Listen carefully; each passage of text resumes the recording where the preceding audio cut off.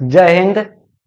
पिछले क्लास में हम लोग इंडियन सिविलाइजेशन एंड कल्चर पढ़ रहे थे और आप लोग को हम लेखक का परिचय यानी Indian civilisation culture Mahatma Gandhi ने लिखा और उनके बारे में बताए थे कि महात्मा गांधी को भारत में यानी महात्मा गांधी को बापू और राष्ट्रपिता यानी भारत का राष्ट्रपिता के रूप में जाना जाता है, यानी father of the nation and the Bapu. और फिर बताए थे कि महात्मा गांधी एक राजनेता से बढ़कर आध्यात्मिक नेता है और इन्होंने भारत को आजाद दिलाने में अंग्रेजी यानी ब्रिटिश हुकूमत के खिलाफ सत्य और अहिंसा यानी ट्रूथ एंड नॉन वायलेंस का बहुत अच्छा से प्रयोग किया और देश को आजादी दिलाई। और बताए थे 1948 से लेकर के 1915 से लेकर के 1948 तक भारतीय राजनीति पर पूर्ण रूप से महात्मा गांधी का दबदबा था यानी प्रभुत्व था। फिर आगे आप लोग को बताए थे कि उनका आत्मकथा जो है वो आत्मकथा है क्या, my experiments with truth. My experiments with truth यानी सत्य के साथ मेरे प्रयोग। और इन्होंने यंग इंडिया नामक पत्रिका के लिए कई लेख लिखे और उसके बाद फिर उन्होंने Gandhi ji Indian civilisation and culture में भारतीय सभ्यता और संस्कृति के मजबूत नींव के बारे में बात करते हैं। वो बोलते हैं कि भारतीय यानी पश्चिमी सभ्यता भारतीय सभ्यता जो है अपने समय के बीतने के बावजूद भी अपने वही प्राचीन गौरव में विद्यमान है। और कहते हैं कि पश्चिमी सभ्यता जो है वो भौतिकवादिता को आगे बढ़ाते हैं, बल्कि भारतीय सभ्यता नैतिकता यानी मोरल बीइंग को आगे बढ़ाता है, मानवता को आगे बढ़ाता है। इसीलिए भारतीय सभ्यता और पश्चिमी सभ्यता का कोई मेल नहीं है। तो यह था लेखक का परिचय। उसके बाद हम आगे बताए थे आप लोग को, यानी महात्मा गांधी कहते हैं कि मेरा ऐसा मानना है कि भारत ने जो सभ्यता विकसित किया है उसे कोई अन्य देश उसको पराजित नहीं कर सकता, यानी उसे कोई हरा नहीं सकता है, यानी दुनिया में उसके ऐसा कोई सभ्यता नहीं है। फिर कहते हैं कि जो मेरे पूर्वजों ने जो सभ्यता यानी बोया था, जो सभ्यता का बीज बोया था, उसे दुनिया में कोई हरा नहीं सकता। फिर महात्मा गांधी कहते हैं कि रोम, ग्रीस और मिस्र और चाइना, जापान सब कुछ यानी समाप्त हो गया, सभी जगहों की सभ्यताएं समाप्त हो गई, लेकिन भारत की सभ्यता अभी भी उसी रूप में उपस्थित है, विद्यमान है। फिर कहे कि महात्मा गांधी कि हमें इन सब में किसी से कुछ सीखने की जरूरत नहीं है। हमें यानी क्या होता है, महात्मा गांधी ने कहा कि ग्रीस और रोम के लोगों ने यानी सॉरी यूरोप के लोगों ने ग्रीस और रोम से अपनी सभ्यताएं सीखी थी, अपना चीज पाठ सीखा था। लेकिन और उन्हें लगा कि जो गलती ग्रीस और रोम ने किया वो गलती हम नजरअंदाज कर देंगे, लेकिन ऐसा नहीं हुआ। और ग्रीस और रोम ने भी उस चीज को नजरअंदाज नहीं कर पाए, इसलिए उनकी स्थिति बहुत यानी यूरोप की स्थिति पूरा खराब हो गया। फिर अगला पैराग्राफ में हम लोग पढ़े थे, महात्मा गांधी कहते इन सब के बीच में इंडिया रिमेन्स इमूवेबल, यानी इन सब के बीच में इंडिया और स्थिर है जो कि बदला नहीं है। और क्या था, यही भारत की महिमा है, गौरव है। और क्या कहता, भारत के लोगों पर क्या लगाया गया है, भारत के लोगों पर एक हमेशा से आरोप लगता है कि भारत के लोग असभ्य, अनसिविलाइज्ड, इग्नोरेंट एंड स्टोलिड यानी असभ्य, अज्ञानी और मूर्ख हैं, जो कि उसे बदलने के लिए किसी भी चीज को बदलाव को स्वीकार करने के लिए तैयार नहीं किया जा सकता। ये महात्मा गांधी कहते हैं कि जिस चीज को हमने बहुत जांच परख के अपनाया है और मुझे पता है ये हमारी परिस्थितियों के हिसाब से सही है, उसे हम बदलने के साहस नहीं कर सकते। अगर ये आरोप हमें लगता है, हमारे ऊपर लगता है, तो ये बिल्कुल आरोप सही है कि हम लोग जो चीज अच्छे तरीके से जांच किए हैं वो चीज बदलेंगे नहीं। क्या कहा कि भारत के ऊपर कई लोगों ने अपने विचार को थोपने का अपने विचार को थोपने का प्रयास किया, लेकिन इन भारतवासियों ने उसे नहीं अपनाया और यही हमारे आशा का मुख्य आधार है और यही भारत की सभ्यता की क्या है, सुंदरता है, ब्यूटी है। फिर अगला पैराग्राफ में हम लोग पढ़े थे कि महात्मा गांधी कहते सिविलाइजेशन सभ्यता जो है, सभ्यता का अर्थ होता है मानव को जो कर्तव्य पथ पर लगा दे, उसी को क्या कहते हैं, सभ्यता। Civilization is that mode of conduct which points out to man the path of duty, यानी जो मानव को उसके कर्तव्य पथ पर लगा दे उसी को क्या कहते हैं, सभ्यता। क्या कहता है, सभ्यता का पालन करना यानी कर्तव्य का पालन करना और सभ्यता का पालन करना दोनों एक ही, सही, नैतिक कर्तव्य का पालन करना और नैतिकता का पालन करना दोनों एक ही बात है। कहता है कि नैतिकता का पालन करने के लिए हमें अपने दिमाग और शौक पर क्या करना पड़ेगा, नियंत्रण स्थापित करना, अटेन मास्टरी या नियंत्रण स्थापित करना पड़ेगा। So doing we know our self, और ऐसा करते हुए हमें पता है कि हम लोग सही काम कर रहे हैं। So doing we know our, यानी ऐसा हम लोग कर रहे हैं इसलिए हम सही पता। तो Gujarati equivalent for civilization means good conduct, यानी गुजराती में सभ्यता का मतलब होता है अच्छा व्यवहार। सभ्यता का मतलब होता है अच्छा व्यवहार। तो ये कोई ऑब्जेक्टिव पूछा कि गुजराती में सभ्यता का अर्थ क्या है, गुड कंडक्ट यानी अच्छा व्यवहार। फिर कहे कि if this is definition be correct then India as so many writers have found has nothing to learn from anybody else and this is as it should be। और यदि यह परिभाषा सही है, यानी सभ्यता का अर्थ अच्छा व्यवहार है, सभ्यता का अर्थ नैतिकता का पालन है जो हमें कर्तव्य पथ पर लगाए, तो कई लेखकों ने हमें बताया है, दिखाया है कि भारत को किसी से कुछ भी नथिंग, कुछ भी सीखने की आवश्यकता नहीं है। अब इसके आगे हम लोग यानी कल से यहाँ तक पढ़ चुके थे, आज यहाँ से शुरू करें। कहते we notice that mind is a restless bird, the more it gets the more it wants. Mahatma Gandhi कहते हैं, हमने देखा है, हमने महसूस किया है कि mind is a restless bird, दिमाग जो है कभी ना आराम करने वाला चिड़िया है। दिमाग जो है कभी ना आराम करने वाला चिड़िया है। Mind is a restless bird, the more it gets the more it wants. और यह जितना अधिक पाता है उतना ही अधिक यह चाहता है, यानी इसे जितना भी दे दीजिए वो सब कुछ चाहेगा, यानी उसका संतुष्टि नहीं मिलेगा। क्या कहता है, and still remains unsatisfied. Satisfy मतलब होता है संतुष्ट, सेटिस्फाई मतलब क्या होता है संतुष्टि, सेटिस्फाई मतलब संतुष्ट। तो क्या कहता है, अनसेटिस्फाइड मतलब असंतुष्ट, यानी क्या कहता है mind, we notice that mind is a restless bird, the more it gets the more it wants and still remains unsatisfied. यानी मुझे महात्मा गांधी ने कहा कि मैंने ये देखा है, ये महसूस किया है कि दिमाग जो है कभी ना आराम करने वाला चिड़िया है। दिमाग का तुलना रेस्टलेस बर्ड से किया गया है। और ये जितना अधिक पाता है, and more it gets more it's wants, यानी जितना अधिक ये पाता है उतना अधिक चाहता है, और उसके बावजूद भी असंतुष्ट रहता है। कैसा रहता है हमारा दिमाग, असंतुष्ट। यानी अगर भी आपको लग रहा है कि ये कर लें, 5 मिनट रील देख लें तो मन मजा आ जाएगा, लेकिन आप जब 5 मिनट लेके मोबाइल बैठते हैं, थोड़ा देर मोबाइल चलाते हैं, रील पता चलता 15 मिनट, फिर लगता है अच्छा और 5 मिनट, 20 मिनट ना, फिर लगता है अच्छा और आधा घंटा, यानी ऐसे करते करते करते करते 5-5 मिनट करके 1 घंटा 1.5 घंटा, यानी क्या मन कभी संतुष्ट नहीं होता और आगे समय लगते रहता है। तो उसी तरह महात्मा गांधी ने दिमाग का तुलना कभी ना आराम करने वाली चिड़िया से किया और कहा कि और उसके बाद भी यानी यह असंतुष्ट रहता है, ये कितना भी इसे दे दो यह असंतुष्ट रहता है। The more we indulge in our passions, the more unbridled they become। क्या कहता है, हम जितना अपने, क्या कहता है, the more we indulge in our passions, यानी कहता है जितना हम अभी अपने शौक में लिप्त होते हैं, यानी अपने शौक में घुसते हैं, यानी क्या कहते हैं अपने शौक को पूरा करते हैं, तो मोर अनब्रिल्ड दे बिकम, वो उतना ही अनियंत्रित हो जाता है। अनब्रिल्ड मतलब अनियंत्रित, यानी हमको लगता है कि जैसे जैसे हम एक काम कर ले तो हमको संतुष्टि मिल जाएगा, रुक जाएंगे। ऐसा नहीं है, आप किसी काम को जितना कीजिएगा उतना असंतुष्ट होइएगा और आपका शौक धीरे धीरे बढ़ते रहेगा।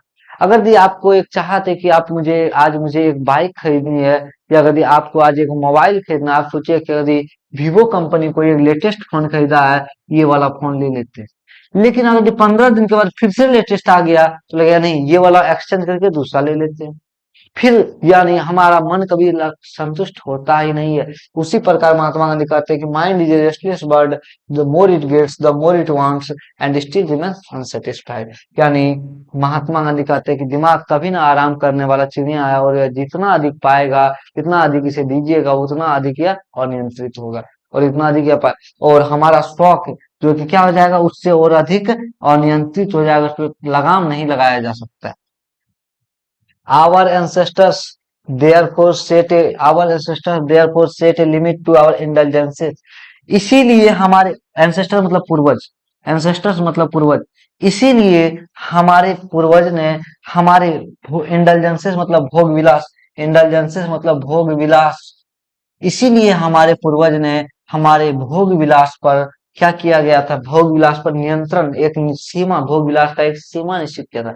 भोग विलास का अर्थ है कि हमें काम करने के बजाय सोना है, बड़ा मजा आ रहा है सोने में, और 1 घंटा सो लें, आज ये खा ले, आज ये नहीं ये खा ले, जैसे कि आज मन कर गया पिज्जा खा ले, कल बर्गर खा ले, कल बिरयानी खा ले, यानी क्या ये भोग विलासिता वाला जीवन है।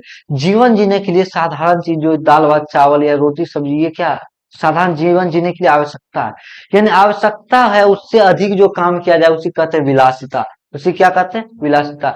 आपको गाड़ी की जरूरत है, एक गाड़ी एक बाइक की जरूरत है, एक कार की जरूरत है, आपने क्या किया दिखाने के लिए चार पांच गाड़ी कार खरीद लिया, वो क्या हो गया? विलासिता। आपको रहने के लिए चार कमरे की जरूरत है पूरे परिवार को, आपने क्या किया? चार तल्ला महल बनवा दिया, यही क्या है? विलासिता।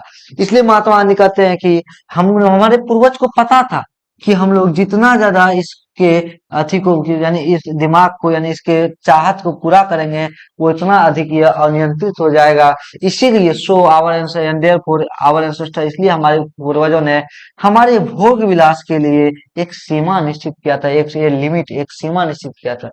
दे saw that happiness was largely a mental condition, यानी हमारे पूर्वजों ने देखा, ऑब्जर्व किया कि खुशी, हैप्पीनेस मतलब खुशी, खुशी या आनंद, खुशी जो है एक मानसिक स्थिति है। खुशी यानी happiness was largely A mental condition, यानी खुशी आनंद जो है एक मानसिक स्थिति है। इसे किसी वस्तु द्वारा मन को खुश नहीं किया जाता, अपने आप को खुश नहीं किया जाता, बल्कि आपका स्थिति जैसा होगा, आप जिस तरह से व्यवहार करेंगे उसी से खुशी। किसी को तो दो रोटी रात को खा के भी खुशी है और कोई पिज्जा खा के भी दुखी है, कोई पैदल चल के खुश है लेकिन कोई फोर व्हीलर चल के भी दुखी है। यानी खुशी जो है एक मानसिक स्थिति है, इसे भौतिक स्थिति यानी किसी वस्तु से खुशी नहीं मिल सकता।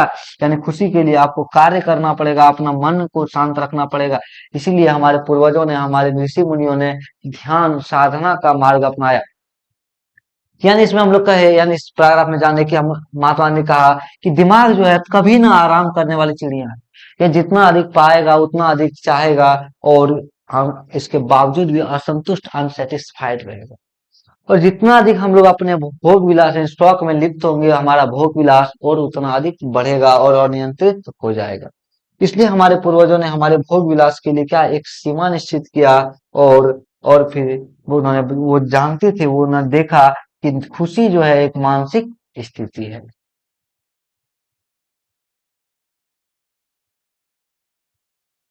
फिर आगे अपना, a man is not necessarily happy because he is rich. Mahatma Gandhi कहते हैं कुछ जरूरी नहीं है कि कोई व्यक्ति अगर अमीर है तो वो खुश रहेगा। कहता है ए man is not necessarily happy because he is rich, यानी कहता है ये आवश्यकता नहीं है कि अगर कोई व्यक्ति अमीर है तो वो खुश ही रहेगा।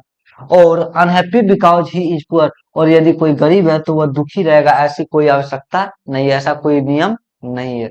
ऐसा मतलब कहने का अर्थ है गरीब को भी दुखी सुखी मतलब आनंद में देखा जा सकता है, सुख में देखा जा सकता है, और अमीर को भी दुख में देखा जा सकता है।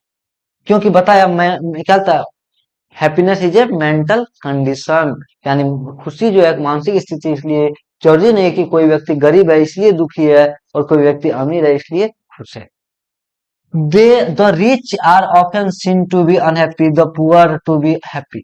कहता अक्सर ऐसा देखा जाता है कि जो अमीर आदमी है, रिच यानी गरीब अमीर आदमी है, वो अक्सर दुखी पाया जाता है, वो अक्सर दुखी पाया जाता है। और जो खुश है, सॉरी वह जो गरीब है उसे क्या पाया जाता है? खुश पाया जाता है।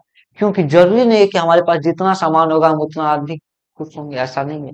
खुशी एक मानसिक स्थिति है। इसलिए महात्मा गांधी कहते हैं कि जरूरी नहीं कि कोई गरीब ही दुखी होगा, कोई अमीर ही होगा। क्या कहता है अक्सर ऐसा पाया जाता है कि गरीब व्यक्ति को खुश देखा जाता है, आनंदित देखा जाता है, और अमीर व्यक्ति को दुखी देखा जाता है। Millions will always remain poor, और क्या कहता है इसलिए लाखों लोग हमेशा गरीब बने हुए हैं। Observing all this our ancestors dissuaded us from luxuries and pleasure. क्या कहता है इन सबको देखते हुए, इन सबको observing all this our ancestor, हमारे पूर्वजों ने, हमारे पूर्वज हमारे दादा परदादा ने हमें हमें भोग विलास लग्जरीज एंड प्लेजर भोग विलास से हमें दूर रखा। डिसऑर्डर मतलब दूर रखा। तो क्वेश्चन डायरेक्ट पूछता है observing all this our disorder us from dash and pleasures या लग्जरीज एंड डैश, तो क्या लग्जरीज एंड प्लेजर्स। यानी महात्मा गांधी ने कहा कि खुशी एक मानसिक स्थिति है, हमेशा कोई जरूरी नहीं है कि गरीब भी दुखी होगा और अमीर ही खुश होगा, ऐसा कोई बात नहीं है। इसीलिए हमारे पूर्वजों ने देखा कि खुशी एक मानसिक स्थिति है, इसीलिए हमारे पूर्वजों ने भोग विलास से हमें दूर रखा, भोग विलास से हमें दूर रखा। We have managed with the same kind of plug as existed thousands of years ago। क्या कहता है, आज भी हमारे पास उसी प्रकार का हल है जिस प्रकार हजारों साल पहले हमारे पास हल था। यानी आपने हड़प्पा सभ्यता में देखा होगा किस तरह आज जो है हल निकला है, उसी प्रकार उस समय भी एक हल हुआ करता था, उस समय भी एक हल हुआ करता था। यानी आज भी ऐसे ही हल है, यानी यहाँ पे फार लगा होता है, और हड़प्पा सभ्यता में भी ऐसे ही हल था।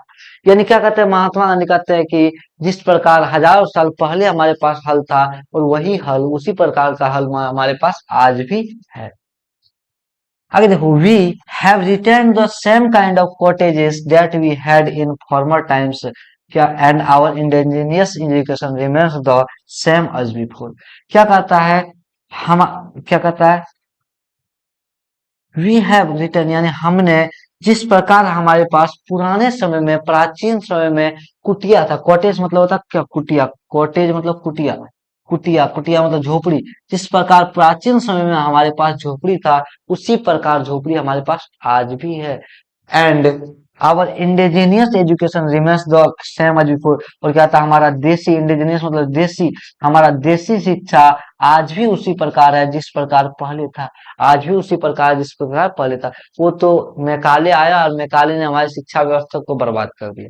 पहले जो हमारा शिक्षा व्यवस्था, लिखने वाला शिक्षा व्यवस्था नहीं था, रटने वाला शिक्षा व्यवस्था नहीं था, बल्कि क्लास में बैठकर समझकर, ध्यान से समझकर और उस पर विचार करने वाला शिक्षा व्यवस्था था। लेकिन आज क्या है कि आपको नोट्स दे दिया जाए, आप नंबर ले आए, आपको एक सर्टिफिकेट दे दिया गया, जो कि कोई काम का नहीं। यानी मेरे दादा एक कहावत कहा करते थे, बड़ा बड़ा सब डिग्री बटोरा, घर में ना हो खाली कटोरा। यानी डिग्री तो बड़ा बड़ा है, लेकिन ज्ञान नहीं है, कोई हुनर नहीं है, कोई स्किल नहीं है, बस डिग्री लेके सब घूमे जा रहा है।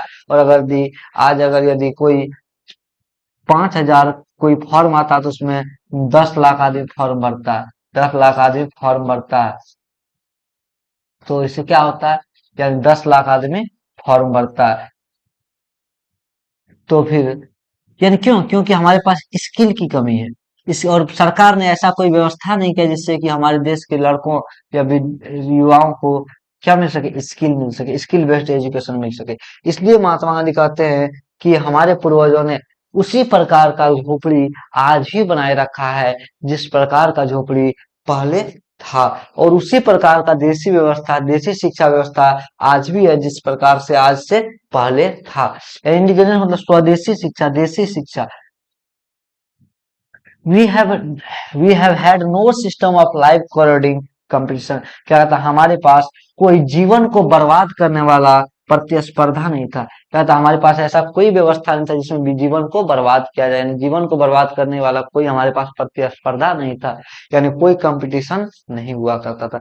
जीवन बस अपने हिसाब से, आज क्या, अगर ये फलाना दो मोहल्ला बना लिया, हमको भी देख के बनाना पड़ेगा, नहीं तो इज्जत घट जाएगा। नहीं, पहले ऐसा कुछ नहीं था, सब समान थे, सब आज सही ढंग से जीते थे, खाते थे।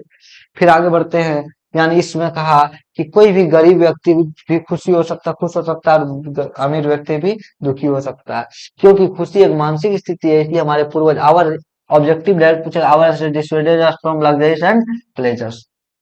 और उसके बाद क्या कहा कि हमारे पास हजारों साल पहले जिस प्रकार का हल था, उसी प्रकार का हल आज भी हमारे पास है। तो फिर आगे हम लोग बढ़ते हैं, each followed his own occupation or trade and charged a regular wage। क्या कहता है, प्रत्येक व्यक्ति, इज फॉलोइंग, प्रत्येक व्यक्ति अपना पेशा, पेशा मतलब काम, ऑक्यूपेशन अपना काम करते थे, और या व्यापार, काम या व्यापार करते थे। यानी जो कृषि, यानी किसान है वो कृषि करते थे, जो व्यापारी है व्यापार करते थे, जो शिक्षक है शिक्षक यानी पढ़ाते थे, जो वेद है वो इलाज करते थे, जो वकील है वो कोर्ट में केस लड़ते थे। यानी प्रत्येक व्यक्ति अपना काम करते थे या व्यापार करते थे, एंड चार्ज रेगुलर वेज, और उसके बदले एक नियमित, यानी एक निश्चित, निश्चित राशि, निश्चित शुल्क लेते थे। चार्ज मतलब क्या, वेज, वेज मतलब निश्चित मजदूरी, रेगुलर यानी वो नैतिक मजदूरी, यानी जो एक मजदूरी है वही लिया करते थे। यानी प्रत्येक व्यक्ति अपना काम करते थे, अपना व्यापार करते थे, उसके बदले एक निश्चित क्या करते थे, यानी एक दैनिक मजदूरी, यानी जो रोज देने वाला दिहाड़ी, यानी दैनिक मजदूरी दिया जाता था। It why not that we did not know how to invent machinery, but our forefathers knew that if we set our hearts after such things we would become slaves and lose our moral fibre. क्या कहता है, ऐसा नहीं है, क्या it was not, ऐसा नहीं है कि हमारे पूर्वज मशीन का आविष्कार करना नहीं जानते थे। ऐसा नहीं है कि हम लोग मशीन का आविष्कार करना नहीं जानते थे। बट आवर फोर फादर मतलब पूर्वज, लेकिन हमारे पूर्वज ने हम लोग हमारे पूर्वज जानते थे कि यदि हम लोग इन मशीनों के पीछे, इन मशीनों के पीछे हम अपना दिमाग अपना दिल लगा देंगे तो हम लोग एक दिन नैतिकता खो देंगे। तो हम लोग एक दिन नैतिकता खो देंगे और हम लोग इसकी गुलाम बन जाएंगे। स्लेव मतलब क्या हो जाएंगे, स्लेव मतलब गुलाम, बिकम मतलब होना। यानी हमारे पूर्व, ऐसा नहीं कि हम लोग मशीन का आविष्कार करना नहीं जानते थे, हम लोग मशीन का आविष्कार करना जानते थे। लेकिन फिर भी हमारे पूर्वज जानते थे कि अगर यदि हम लोग इन सब चीजों यानी मशीन का आविष्कार किए और उसी में लग गए तो एक दिन ऐसा आएगा जब हम लोग अपने नैतिकता को भूलकर अपने उसका क्या हो जाएंगे, गुलाम बन जाएंगे। They therefore after due deliberation decided that we should only do what we could with our hands and feet. और क्या था, इसीलिए हमारे पूर्वजों ने इन्हीं बाधाओं के कारण, इन्हीं सब चीजों के कारण उन्होंने निश्चित किया कि हम लोग केवल वही काम करेंगे, that we should only do what we could with our hands and feet. और उन्होंने कहा कि उन्हें हम लोग केवल वही काम करेंगे जो हम लोग केवल अपने हाथ और पैर से कर सकते हैं। अपने हाथ और पैर से जो काम कर पाएंगे वही काम करेंगे, इसलिए उन्होंने मशीन का आविष्कार नहीं किया। They saw that our real happiness and health consisted in a proper use of our hands and feet. उन्होंने देखा कि हमारा उन्होंने देखा कि हमारा वास्तविक खुशी उन्होंने देखा कि हमारा वास्तविक रियल हैप्पीनेस, वास्तविक खुशी और हमारा स्वास्थ्य जो है अपने हाथ पैर के प्रयोग में ही निहित है, यानी बना हुआ हो रहेगा। यानी महात्मा गांधी ने कहा कि हमारे पूर्वजों ने देखा कि हमारा आनंद यानी वास्तविक खुशी और हमारा स्वास्थ्य हमारे हाथ पैर के अच्छे से प्रयोग करने पर ही बना रहेगा। आज लोग क्या कर रहा है, घर में प्रेशर कुकर में खाना बना रहा है, मिक्सी में दाल क्या बोलते हैं उसको यानी मसाला पीस रहा है और शरीर के मोटापा को घटाने के लिए जिम जा रहा है। पहले हमारे यहाँ क्या होता था, मसाला रगड़ने वाला लोहरी होता था, पार्टी होता था, जाता होता था जिससे कि ये दाल बनाया था। आज तो बना बनाया दाल आया है और बस सो के टीवी देखना और काम करना है, और पुरुष बस मोबाइल चलाना है, गाड़ी से चलना है, चलना कुछ नहीं है। आधे आदमी को क्या हो रहा है, शुगर हो रहा है, ब्लड प्रेशर हो रहा है, हार्ट अटैक आ रहा है। इसका क्या कारण है कि हम लोग काम करना छोड़ दिए, फिजिकली वर्क करना छोड़ दिए, और इसीलिए हमारे साथ ऐसी समस्याएं आ रही है। यानी इस पैराग्राफ में महात्मा गांधी ने कहा कि प्रत्येक लोग अपना व्यापार अपना कार्य करते थे और उसके बदले एक दैनिक मजदूरी लेते थे। ऐसा नहीं था कि हमारे पूर्वज यानी आवर फोरफादर यानी हमारे पूर्वज मशीन का आविष्कार करना नहीं जानते थे, बस जानते थे, लेकिन वो लोग जानते थे कि यदि हम लोग इस काम को करेंगे, मशीन का आविष्कार करेंगे, तो हम लोग उसका गुलाम बन जाएंगे और हम लोग अपना नैतिकता खो देंगे। इसीलिए उन्होंने बहुत विचार विमर्श के बाद निश्चित किया कि हम लोग केवल वही काम करेंगे जो हम अपने हाथ पांव से कर सकते हैं। हम अपने हाथ पांव से कर सकते हैं, क्योंकि उन्होंने देखा कि वास्तविक खुशी रियल हैप्पीनेस जो है और स्वास्थ्य जो है रियल हैप्पीनेस वह अपने हाथ पांव के प्रयोग में ही निहित है, यानी अपने हाथ पांव के प्रयोग करने से ही होगा। कभी आप दौड़ने जाइएगा, जब आप दौड़िएगा ना तो देखिएगा आपके मन में एक अलग प्रकार का शांति आएगा। आपके चलने से एक हार्मोन रिलीज होता है जिससे मन शांत होता है। आप कितनों मोबाइल देखिए, कितनों टीवी देखिए, मन में वो शांति नहीं जितना आप एक्सरसाइज या दौड़ने से करेंगे या कभी खेत में काम करने से आएगा। तो फिर यानी इस पैराग्राफ में हम लोग जाने क्यों हमारे पूर्वज ने मशीन का आविष्कार नहीं किया।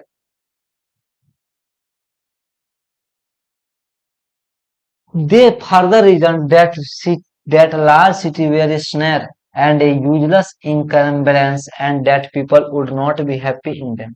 और क्या था, यही एक कारण है कि बड़े बड़े शहरों में एक प्रकार का जाल बना हुआ है, और वहाँ बेकार का बोझ मतलब क्या था, टेंशन, यानी वहाँ बेकार का बोझ यानी बोझ है, और इसलिए वहाँ के लोग क्या है, खुश नहीं है।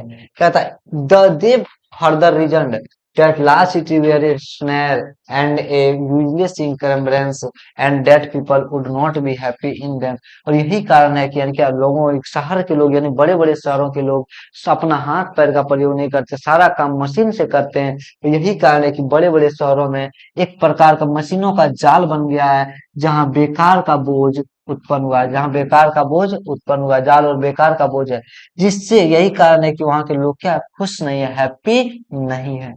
That there would be gangs of thieves and robbers, prostitution and vice flourishing in them। और क्या कहता है यही कारण है कि शहरों में चोरों का गिरोह, थीव्स मतलब चोरों का गिरोह, चोरों का गिरोह, चोरों डाकुओं का गिरोह, वेश्याओं का समूह। वेश्या, वेश्या उसको कहते हैं जो देह व्यापार करता है, देह व्यापार के बदले पैसा लेता है, उसे क्या कहते हैं, वेश्या। उसे क्या कहते हैं, वेश्या।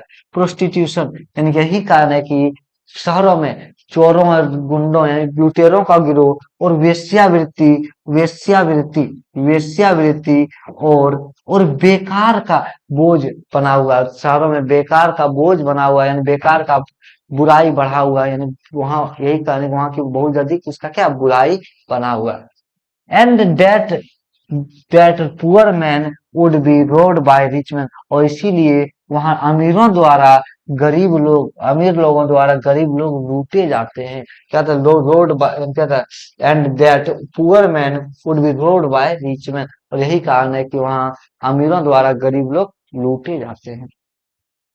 दे were therefore satisfied with small village. और यही कारण था कि हमारे पूर्वज, यही कारण था यानी इसलिए हमारे पूर्वज छोटे गांव में, छोटे स्मॉल विलेज है, छोटे गांव में संतुष्ट थे, क्योंकि वहां ऐसी बुराइयां नहीं थी, वहां चोर नहीं था, लुटेरा नहीं था, वेश्यावृत्ति नहीं था और बेकार का बुराई नहीं था, ये सारी बुराइयां नहीं थी। और इसलिए हमारे पूर्वज लोग छोटे गांव में खुश रहते थे और आनंद से रहते थे।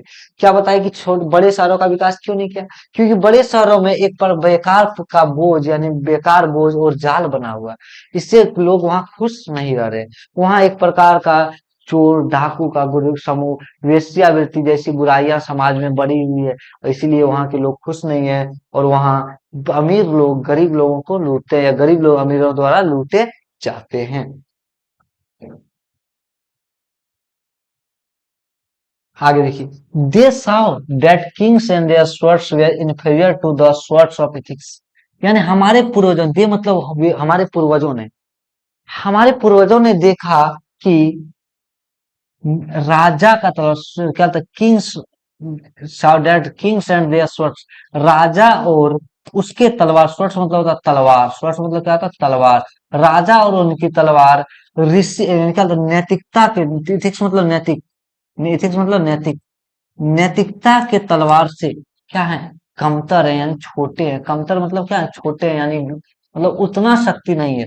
यानी क्या, दे saw that kings and their swords were inferior to the swords of ethics। यानी हमारे राजा और उसके तलवार नैतिकता के तलवार से छोटे हैं। यानी उस समय राजा भी नैतिकता के सामने घुटना टेक देते थे, राजा भी नैतिकता पर ही काम करते थे। Therefore held the sovereigns of the earth to be inferior to the rishis and the fakir। और इसीलिए हमारे पूर्वज यानी इसीलिए क्या था, धरती क्या था, अर्थ यानी क्या था, सॉवरेंस ऑफ द अर्थ यानी धरती के राजा, यानी उस समय के राजा, इसीलिए धरती के राजा ऋषि यानी ऋषि और फकीर से यानी ऋषि मुनि और फकीर से कमतर समझे जाते। यानी क्या कहता है, हमारे पूर्वजों ने देखा कि राजा और उसकी तलवारें नैतिकता के तलवार से क्या है, कमजोर है, कमतर है, कमजोर है। इसीलिए यहाँ यानी उस समय इस धरती के राजा को यानी राजाओं को यानी अलग अलग राज्यों के राजाओं को ऋषि और फकीर यानी ऋषि और मुनि के से क्या समझा था, कमतर यानी कमजोर समझा जाता था। क्यों, क्योंकि हर एक राजा कोई भी कार्य करते थे किसके हिसाब से काम करते थे, अपने गुरु यानी ऋषि मुनि। हर एक राजा के दरबार में कुछ विद्वान रहा करते थे, ऋषि रहा करते थे, जिससे वो सलाह लेकर ही काम करते थे। जैसे चंद्रगुप्त मौर्य, उसके साथ कौन रखते थे, चाणक्य, यानी चाणक्य ने ही उसे बनाया। जैसे क्या कहते हैं, यानी यानी रामायण में वगैरह हम देखे होंगे आप लोग, विश्वामित्र, यानी हर एक राजा के पास कोई ना कोई विद्वान हुआ करता था, कोई ना कोई विद्वान, जैसे बीरबल, तेनालीरामा, ये सब फकीर ही है, मतलब समझिए विद्वान है, सबके पास कुछ भी नहीं था। यानी राजा जो है कोई भी काम बिना ऋषि मुनि, बिना विद्वानों के सलाह से नहीं करते थे। यानी यही कारण था कि उस समय राजा और को ऋषि और फकीर से कमतर, कमजोर समझा जाता था।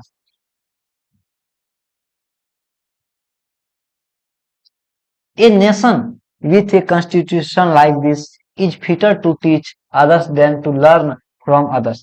और क्या कहता है, ऐसा राष्ट्र इस प्रकार के संविधान, इस प्रकार की व्यवस्था से दूसरों को सिखाने से ज्यादा, दूसरों से सीखने के बजाय दूसरों को सिखाने में अधिक सक्षम है। यानी कहने करते महात्मा गांधी कहते हैं कि भारत के लोग के पास ऐसा व्यवस्था था ना, जिसको देखने लोग दूर दूर से इसे सीखने आया करते थे। यानी इन्हें किसी से कुछ सीखने की जरूरत नहीं थी, बल्कि इन्हीं से लोग दूसरे, यानी इसी से लोग दूसरे, क्या होता है दूसरा, इसी से लोग दूसरे लोग सीखते थे। यानी भारत के लोगों से दूसरे लोग सीखते थे। यानी आपने पढ़ा होगा बहुत सारे यात्री, Ibn Battuta, Seleucus Nicator, Megasthenes, ये क्या होते हैं, अलबरूनी, बहुत सारे यात्री भारत के अध्ययन के लिए आए और भारत से कुछ ना कुछ सीख कर वापस गए। यानी महात्मा गांधी कहते हैं कि ऐसी व्यवस्था, यानी क्या, जहाँ राजा को भी, जहाँ ज्ञान को ऋषि और फकीर, यानी ऋषि और फकीर त्याग कर, त्याग करते थे।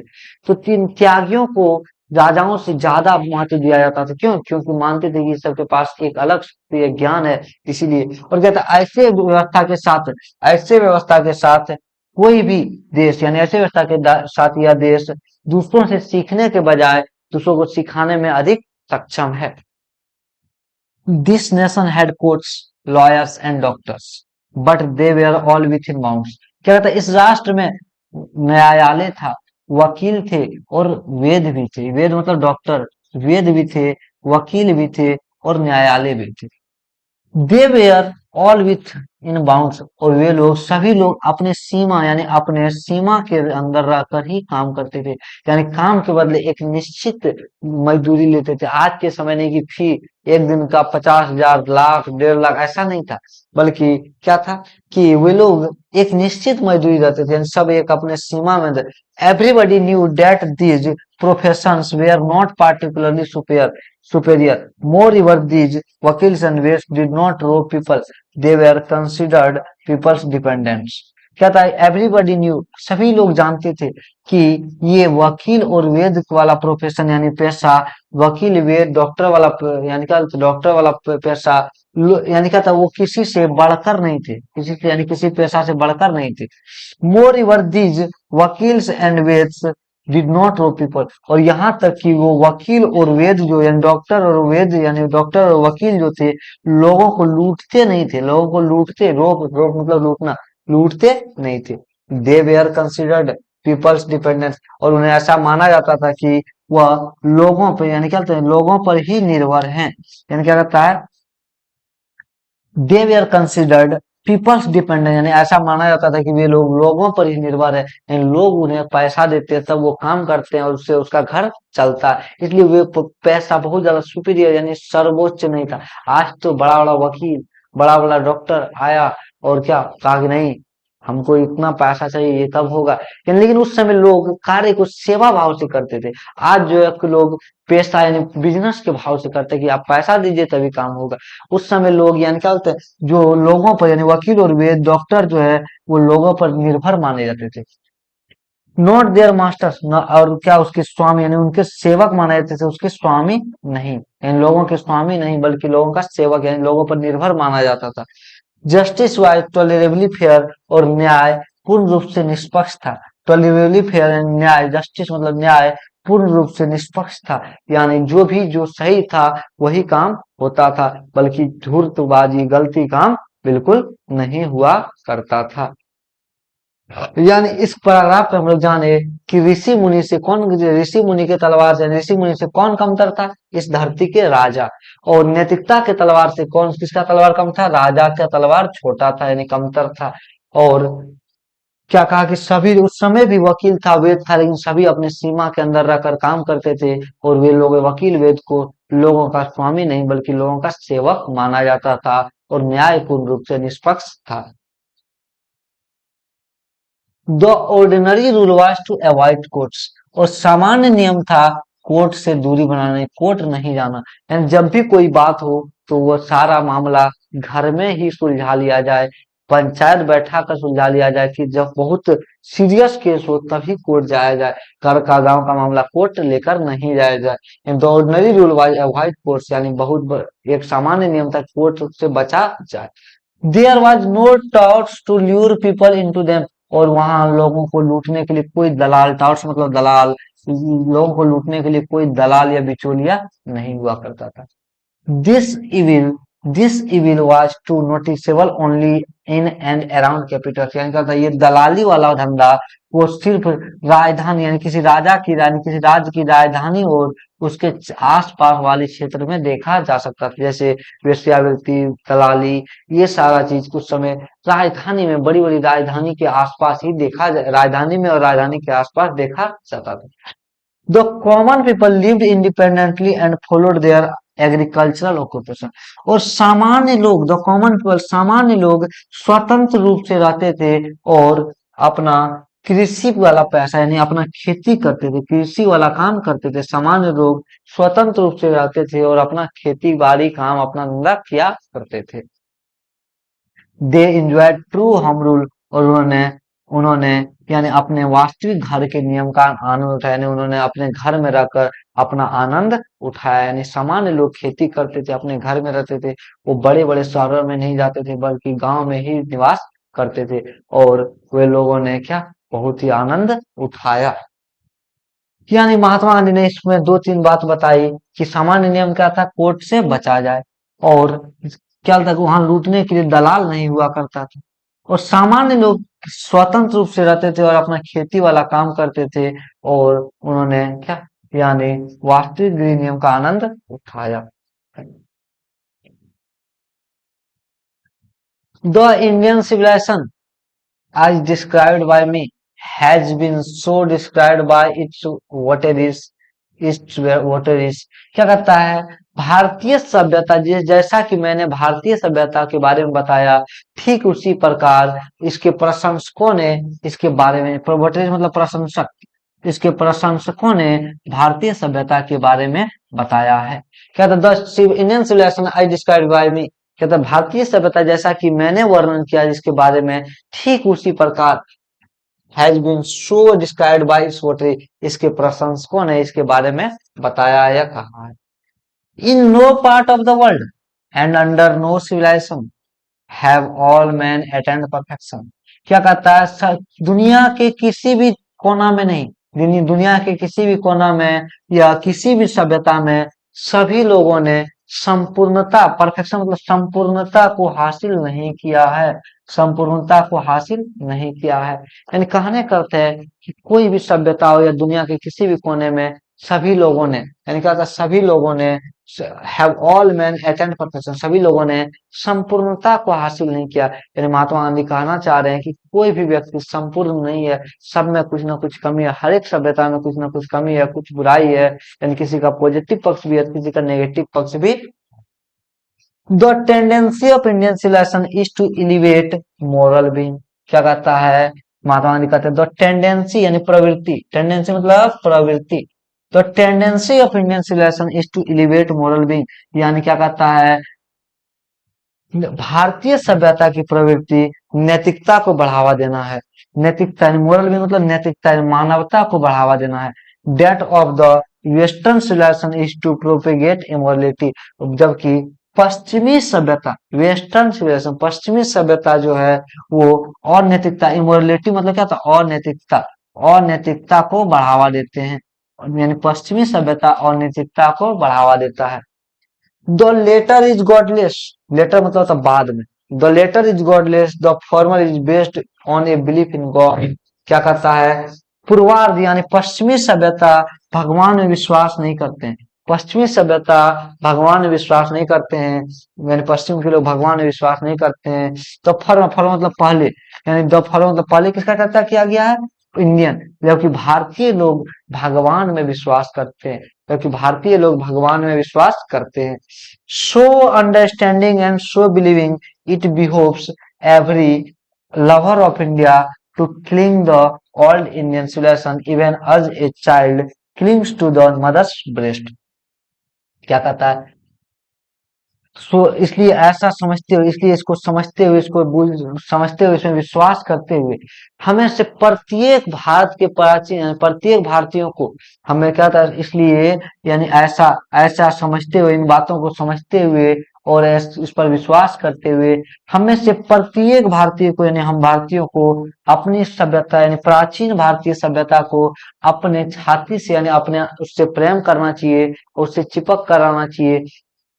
Even as a child clings to the mother's breast, जिस प्रकार एक बच्चा अपनी माँ की छाती से लगा होता है, सटा हुआ होता है, उसी प्रकार हम प्रत्येक भारतीयों को अपने सभ्यता को पर विश्वास करना चाहिए, अपनी सभ्यता से सटा होना चाहिए, यानी इसे अपनाना चाहिए। यानी इस पैराग्राफ में महात्मा गांधी ने कहा कि हमारे प्रश्न, हमने जिस प्रकार भारतीय सभ्यता संस्कृति के बारे में बताया, ठीक उसी प्रकार इसके प्रशंसकों ने बताया है।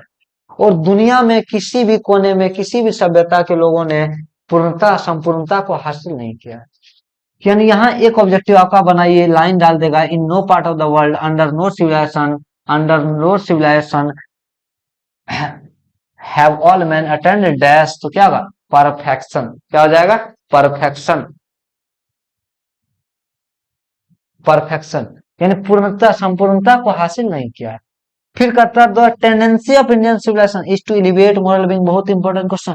यानी भारतीय सभ्यता नैतिकता को ऊपर उठाता है, नैतिकता को आगे बढ़ाता है, लेकिन पश्चिमी सभ्यता और नैतिकता, इमोरलिटी और नैतिकता को ऊपर उठाता है। और क्योंकि पश्चिमी सभ्यता भगवान में विश्वास नहीं करते हैं, जबकि पूर्वी यानी हम लोग भारतीय सभ्यता के लोग भगवान में विश्वास करते हैं।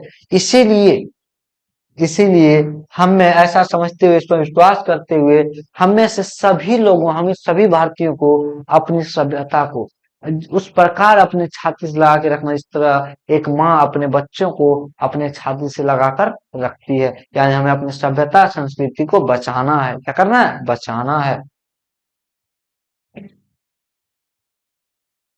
I am no hater of the west, Mahatma Gandhi कहते हैं मैं पश्चिम का विरोधी नहीं हूँ। I am thankful to the West for many a thing have learned from Western literature। क्या कहता, मैं पश्चिमी साहित्य से, मैंने पश्चिमी साहित्य से जो कुछ भी सीखा, लिटरेचर मतलब साहित्य। अब देखिए साहित्य मतलब क्या होता है सर, साहित्य जितना भी आप गाना, यदि हिंदी साहित्य का बात किया जाए तो हिंदी साहित्य का बात किया जाए तो हिंदी का कहानी, गाना, गजल, कविता, ये सारा जो है साहित्य का ही भाग है। कॉमेडी, ये सारा साहित्य का ही भाग है। उपन्यास, कहानी से उपन्यास, हास्य कथा, ये सारा जो है साहित्य का भाग है। इसी को कहते हैं साहित्य। साहित्य मतलब लिटरेचर। यानी महात्मा गांधी कहते हैं I am no hater of the West. क्या कहता है, मैं पश्चिमी सभ्यता का विरोधी नहीं हूँ। I am thankful to the West for many things I have learned from Western literature। यानी कहता है मैंने जो कुछ भी पश्चिमी साहित्य से, यानी मैंने पश्चिमी साहित्य से बहुत कुछ सीखा है।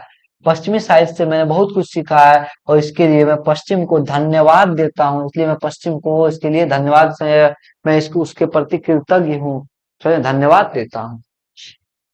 But I am thankful to modern civilization for teaching me that if I want India to rise to its fullest length, लेकिन लेकिन मैं आधुनिक सभ्यता को धन्यवाद देता हूँ, यानी यह सिखाने के लिए, बताने के लिए धन्यवाद। But I am thankful to modern civilization for teaching me, यानी मैं पश्चिमी यानी आधुनिक सभ्यता को यह बताने के लिए, यह सिखाने के लिए मैं धन्यवाद देता हूँ।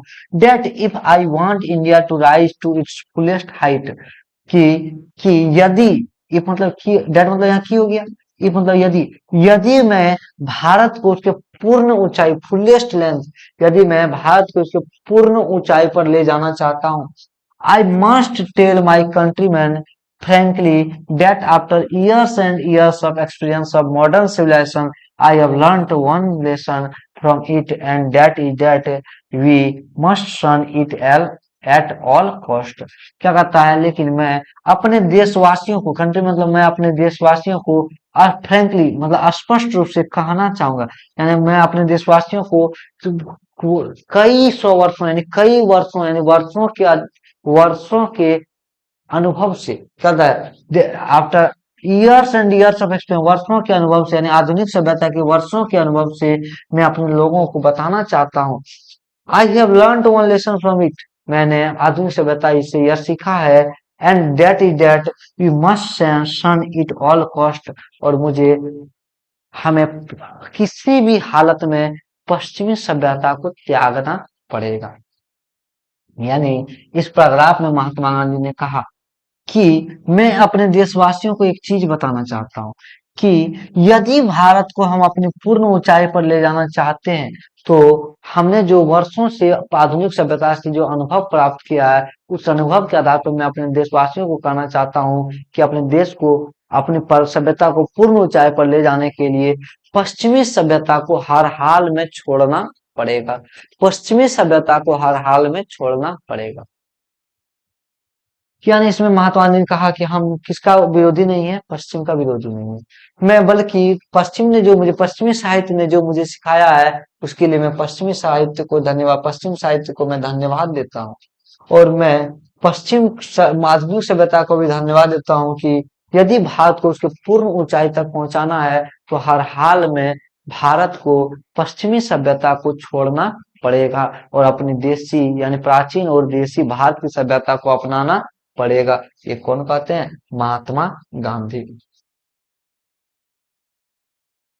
What is that modern civilisation? It is the worship of material. Mahatma Gandhi पहले क्वेश्चन पूछते हैं, आधुनिक सभ्यता क्या है? मॉडर्न सिविलाइजेशन, आधुनिक सभ्यता क्या है? It is the worship of the material, और यह धन का उपासक है। It is the worship of the material, धन का उपासक है। It is the worship of the brute in us, यह हमें पाश्विकता का पूजक है। यह पाश्विकता यानी पाश्विकता मतलब पशुता का पूजक है। यह हमें पशुता का पूजक है। इट इज अनएडल्टरेटेड मटेरियलिज्म, यह क्या कहता है? यह शुद्ध, अनएडल्टरेटेड मतलब होता है शुद्ध, शुद्ध भौतिकवाद है। यानी मटेरियलिज्म मतलब भौतिकवाद, मटेरियल मतलब भौतिकता, भौतिकवाद, मटेरियलिज्म मतलब भौतिकवाद, मटेरियल मतलब भौतिक या धन, भौतिक या धन। महात्मा गांधी क्वेश्चन भी पूछते हैं, व्हाट इज मॉडर्न सिविलाइजेशन? आधुनिक सभ्यता क्या है? महात्मा गांधी कहते हैं कि यह भौतिकता या धन का पूजक है, उपासक है। It is the worship of the brute in us, यह हमें पाश्विकता का पूजक है, यानी जिसमें जो हमें हमें पशुता की ओर ले जाता है, उसी कहते हैं पाश्विकता का पूजक है। इट इज अनएडल्टरेटेड मटेरियलिज्म, यह शुद्ध रूप से भौतिकवाद है। And modern civilization is nothing if it does not think at every step of the triumph of material, कहता, और आधुनिक सभ्यता कुछ भी नहीं है। आधुनिक सभ्यता इज नथिंग, कुछ भी नहीं है। If it does not think at every step of the triumph of material civilization, और यदि यह प्रत्येक कदम पर धन के विजय के बारे में नहीं सोचे, धन के विजय के बारे में नहीं सोचे, तो यह आधुनिक सभ्यता कुछ भी नहीं है। यानी इसमें शुद्ध रूप से महात्मा गांधी ने बताया कि धन के बिना आधुनिक सभ्यता कुछ भी नहीं। देखिए, पहले यदि हमारे पास पैसा नहीं हुआ करता था, तो फिर भी सारा काम हो जाता था, क्योंकि हमारे भारतीय लोगों ने मशीन का आविष्कार नहीं किया था। सब काम हाथ पैर से करते थे, तो उसके लिए बस एक ही चीज आवश्यकता थी, संसाधन की, जितना यानी क्या, भोजन की। आज हमारे पास कहीं जाने के लिए क्या, कार है, तो कार में पेट्रोल डलाने के लिए पैसा चाहिए, कार को ठीक कराने के लिए पैसा चाहिए। हमें आज बाजार गए, कुछ भी खाना खाने के लिए पैसा चाहिए, होटल में पैसा चाहिए। यानी आधुनिक सभ्यता बिना पैसा का कुछ भी नहीं है, यानी शुद्ध रूप से भौतिकवाद है। बिना धन का कुछ भी आधुनिक सभ्यता नहीं है। अगर आधुनिक सभ्यता में आप कदम कदम पर धन के बारे में नहीं सोचते, धन के विजय के बारे में नहीं सोचते हैं, तो ये आधुनिक सभ्यता कुछ भी नहीं है। अगला, it is perhaps unnecessary if not useless to weigh the merits of the two civilizations, क्या कहता है?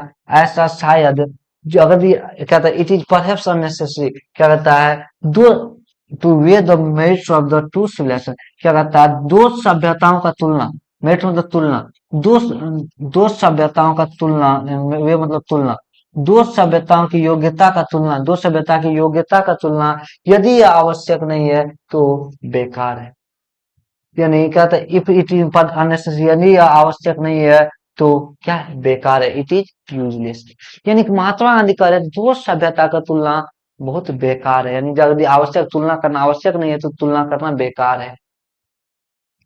It is likely that the West has evolved a civilization suited to its climate and surroundings, and similarly, we have a civilization suited to our conditions, and both are good in their own respective space. Mahatma Gandhi कहते हैं ठीक उसी प्रकार जिस प्रकार ठीक it is likely that the West has evolved civilization, ठीक उसी प्रकार जिस प्रकार पश्चिम ने एक सभ्यता विकसित किया है, वह उसके वातावरण और उसके अपने चारों ओर वातावरण के हिसाब से, उसके परिवेश के हिसाब से सही है। क्लाइमेट मतलब वातावरण, सराउंडिंग मतलब परिवेश, परिवेश के हिसाब से जिस प्रकार सही है, सुटेबल है। एंड सिमिलरली ठीक उसी प्रकार we have a civilization suited to our condition, ठीक उसी प्रकार हमारे पास भी एक सभ्यता है जो कि हमारे वातावरण, हमारे परिस्थितियों के हिसाब से सही है, हमारे परिस्थितियों के हिसाब से सही है। And both are good in their own respective space, और दोनों सभ्यताएं एक अपने अपने स्थान पर सही है, दोनों सभ्यताएं अपने अपने स्थान पर क्या है, सही है, दोनों सभ्यताएं अपने अपने स्थान पर सही है। यानी इस पैराग्राफ में महात्मा गांधी ने बताया है कि दो सभ्यताओं का तुलना क्या है, बेकार है। कहा कि जिस प्रकार पश्चिम ने अपने परिस्थितियों, अपने परिवेश के हिसाब से एक सभ्यता विकसित किया है, ठीक उसी प्रकार भारत ने भी अपनी परिस्थिति, अपने परिवेश, अपने वातावरण के हिसाब से एक सभ्यता विकसित किया है, और दोनों अपने अपने स्थान पर बिल्कुल सही है, दोनों अपने अपने स्थान पर बिल्कुल सही है। तो यानी आज जो है हमारा यहाँ तक हुआ, कल जो है इस चैप्टर को समाप्त किया जाएगा, और हम आपको साथ साथ ऑब्जेक्टिव भी बताते चल रहे हैं। और हम आप लोग को पहले बताए, फिर से एक बार बता रहे हैं कि टेलीग्राम टेलीग्राम में जा करके Nitish sir C S W या फिर आप या फिर आप डिस्क्रिप्शन में आपको लिंक मिल जाएगा, डिस्क्रिप्शन में लिंक मिल जाएगा कि Nitish sir CSW YouTube Telegram channel पर, वहां आपको मटेरियल भी मिल जाएगा, और आपको इसी तरह कहानी पढ़ने में मजा आता रहेगा, और समझ में भी आएगा, और क्वेश्चन आंसर भी होगा, और ऑब्जेक्टिव भी होगा। तो यानी कुल मिलाकर के आपकी बुक से लगभग 40 से 50 नंबर पूछा जाता है, 40 से 50 नंबर पूछा जाता है, इसलिए इसको ध्यान से पढ़ना है और आगे बढ़ना है। तो फिर मिलते हैं हम लोग नेक्स्ट क्लास में।